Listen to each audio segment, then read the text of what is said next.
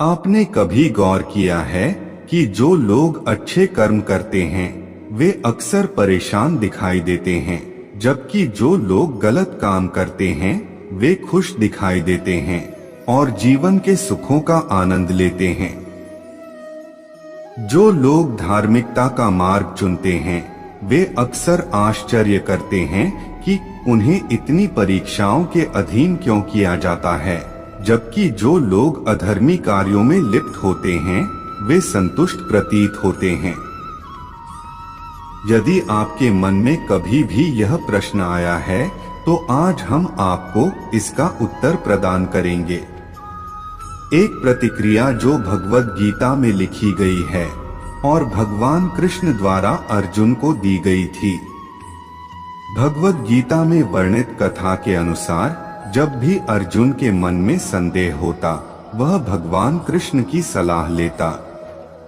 एक दिन अर्जुन ने भगवान कृष्ण से संपर्क किया और जवाब मांगते हुए अपनी दुविधा व्यक्त की। उन्होंने कहा, मैं जानना चाहता हूं कि अच्छे लोगों को हमेशा कठिनाइयों का सामना क्यों करना पड़ता है, जबकि दुष्ट खुश दिखाई देते हैं। ऐसे विचार मुझे परेशान करते हैं।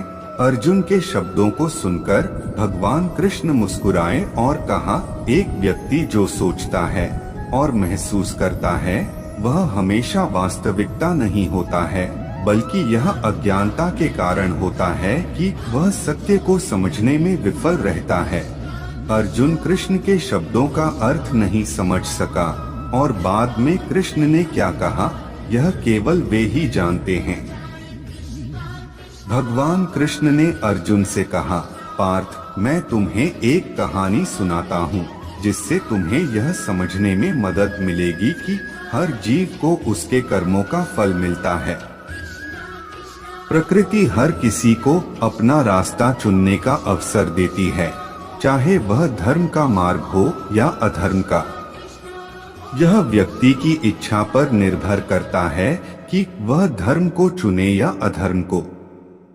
कहानी शुरू करते हुए भगवान कृष्ण ने कहा, एक शहर में दो व्यक्ति थे।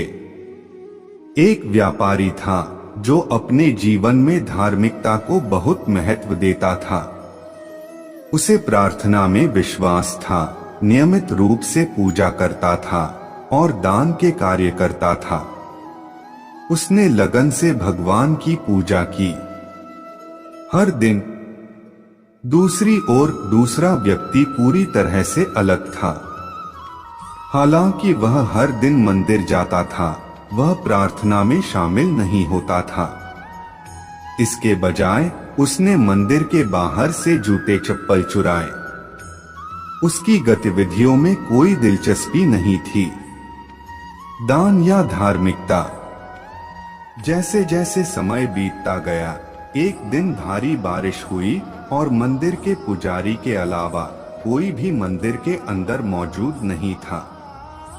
जब दूसरे व्यक्ति ने इस बारे में सुना तो उसने सोचा कि यह मंदिर के धन को चुराने का सही अवसर है। पुजारी की अनुपस्थिति का फायदा उठाकर उसने मंदिर का सारा खजाना चुरा लिया। इसी बीच धर्म और कर्म में आस्था रखने वाला व्यक्ति भी मंदिर पहुंच गया। दुर्भाग्य से पुजारी ने गलत समझा और उसे चोर समझ लिया। लोग वहां एकत्र हो गए और धर्मात्मा को पीटने लगे। अफरा-तफरी के बीच वह किसी तरह बच निकलने में सफल रहा, लेकिन मंदिर के बाहर उसे एक और दुर्भाग्य का सामना करना पड़ा। वह गलती से एक गुजर रही गाड़ी से टकरा गया और घायल हो गया। लंगड़ाते हुए धर्मी ने अपने घर की यात्रा शुरू की। रास्ते में उसकी मुलाकात उस व्यक्ति से हुई जिसने मंदिर का धन चुराया था। चोर ने कहा, आज किस्मत मेरे साथ थी, मुझे इतनी बड़ी रकम एक ही बार में मिल गई। यह सब देखकर उस धर्मी को बहुत दुख हुआ और उसने अपने घर से प्रभु की सभी तस्वीरें हटा दी।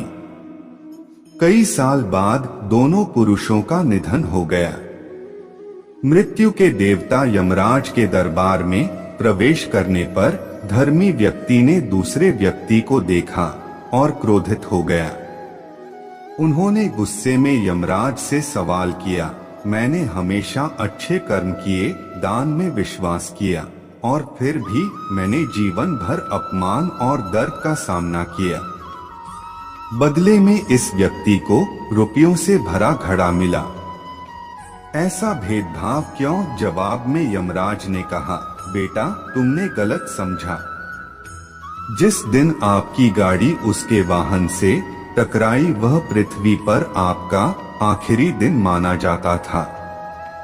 तुम्हारे अच्छे कर्मों ने तुम्हारी मृत्यु को एक तिनके में बदल दिया है। आप इस दुष्ट व्यक्ति के बारे में जानना चाहते हैं, लेकिन यह नीति की योजना थी कि वह दुर्भाग्य का पात्र बने।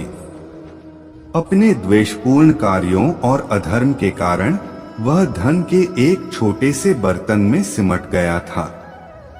कहानी को सुनाने के बाद भगवान कृष्ण अर्जुन को संबोधित करते हैं और पूछते हैं, पार्थ, क्या अब आपको अपने प्रश्न का उत्तर मिल गया है?